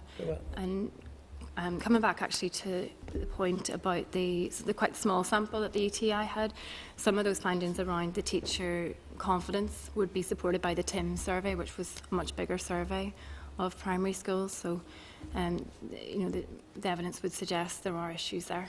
This is like a consistency of evidence in that. Yeah. But do I draw from this that the teachers, primary teachers, are coming out of training college with a qualification, with a degree, but they're not actually equipped to teach, not naturally equipped to teach STEM subjects?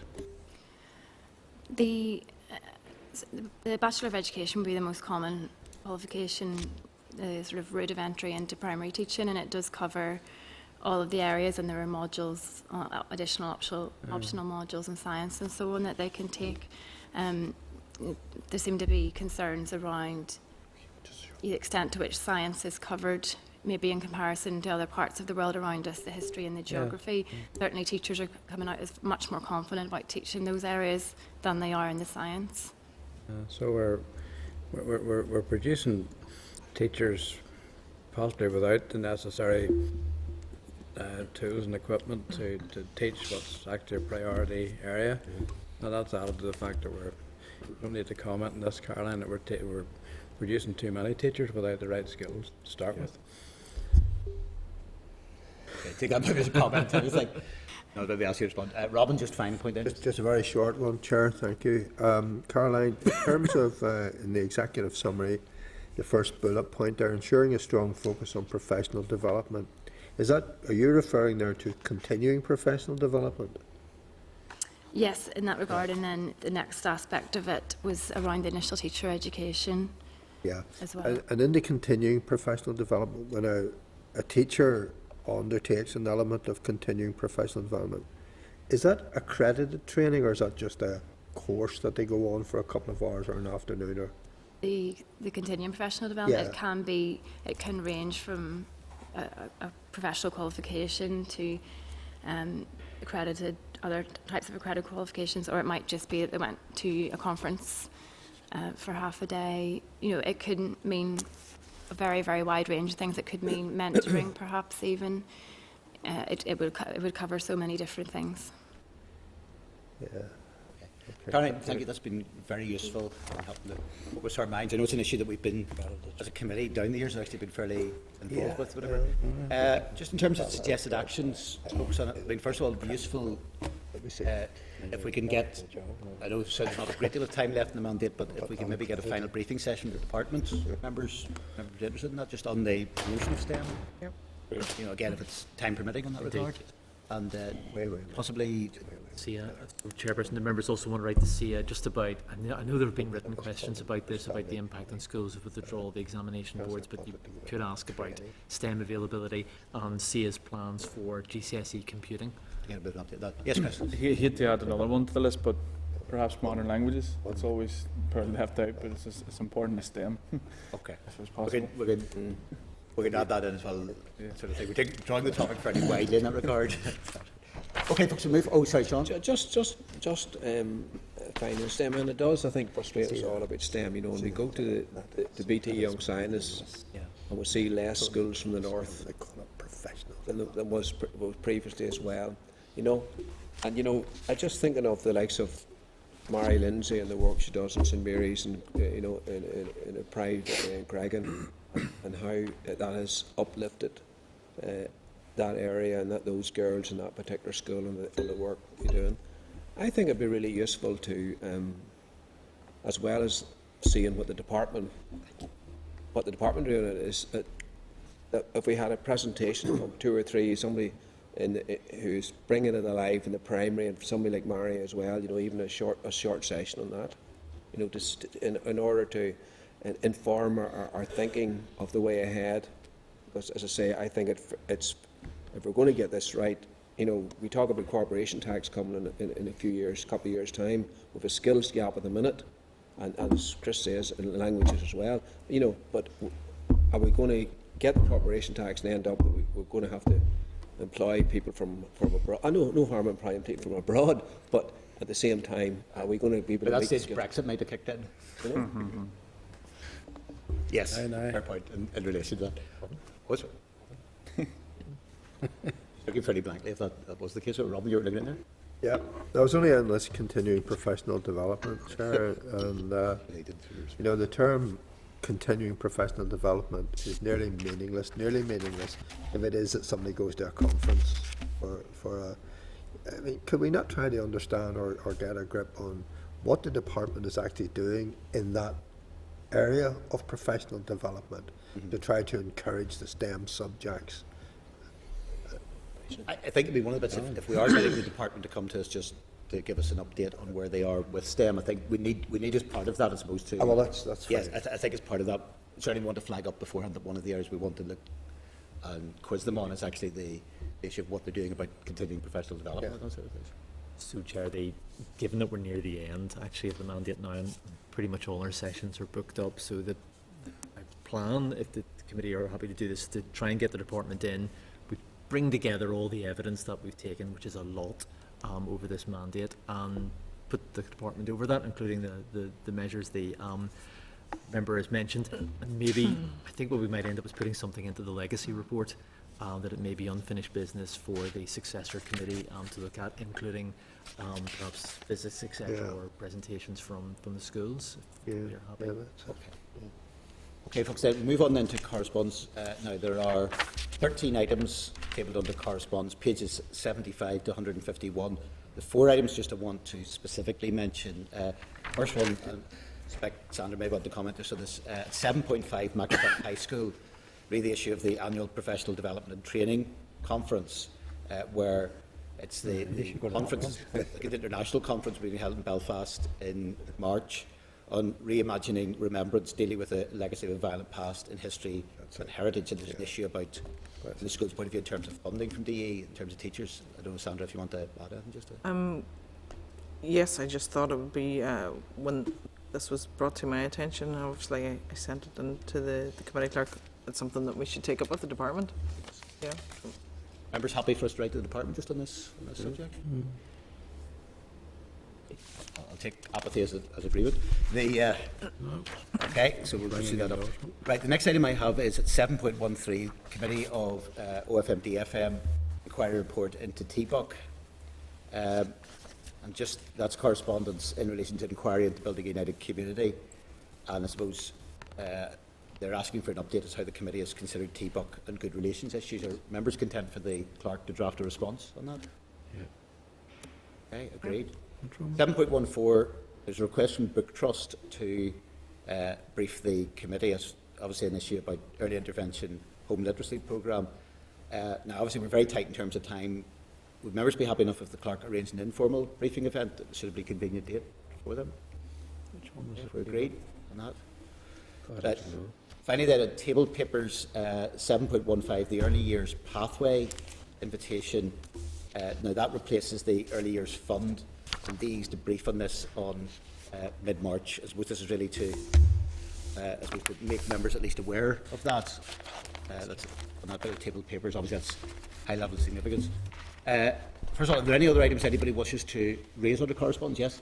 Yeah, Chair. I noted the letter at 7.8 there from my colleague Brenda Hale. Yes. I think there's a general issue. We needn't go into the specifics there, but there's a general issue. I believe there's a lot of schools out there who have,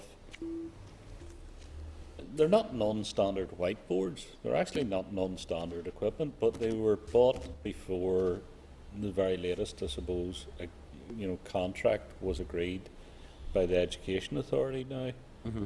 And this is interesting because if you get a new school build, the Education Authority will only allow what is in under their existing contract to be put into the school. And there is a huge amount of money wasted around this, because there are dozens and dozens of these very expensive whiteboards which were literally just, I assume they were scrapped and new equipment put in because they didn't meet the latest contract. It'd be interesting to find out from the Education Authority what is their policy. What schools out there do not have equipment which meets their their latest contract standard? Okay. And what is their attitude when it comes to replacement? Because it does, unfortunately, lead to a waste of public money, as we're seeing in this letter. Trevor, did you want to have one of the correspondence? No, thank you. No. Okay, are members happy then to agree with the items of correspondence as the suggested actions in those as listed? Okay. Move on then to the draft work programme. My members, obviously, we're having the additional, should be a relatively short meeting on Monday the 8th, 3:45 in room 21. And I think we indicate, by the way, that BT aren't available to brief the committee until the next mandate. Members happy to, there's also the Minister has asked for the budget briefing to be rescheduled from the 3rd to the 9th of March. Is that a Tuesday, is it? It's still a Wednesday. It should be a Wednesday, sorry. Just 3rd to 9th. But that's right, one roll of them isn't there's 6 days between them, one roll of them isn't Wednesday. 2nd to the 9th, you're quite right. 2nd to the 9th. Second time okay. I've done it in 24 months. Okay. Members happy to endorse the forward work programme? Okay. What I would say as well also is the next week, obviously we're meeting, obviously we've got the 2 meetings, but the main meeting obviously will be next Wednesday. I suspect because plenary is likely to run fully into the Wednesday, that will be it may be a quite disruptive session, but we'll just have to work around as best we can on that. Anybody have any other business they wish to raise? If not, then the next committee meeting will be on Monday the 8th of February at 3:45 in room 21. With the question of the committee, do you now adjourn? Everybody's adjourned. This is the Northern Ireland Assembly Senate, Programme Sound. This is the Northern Ireland Assembly Senate, Programme Sound.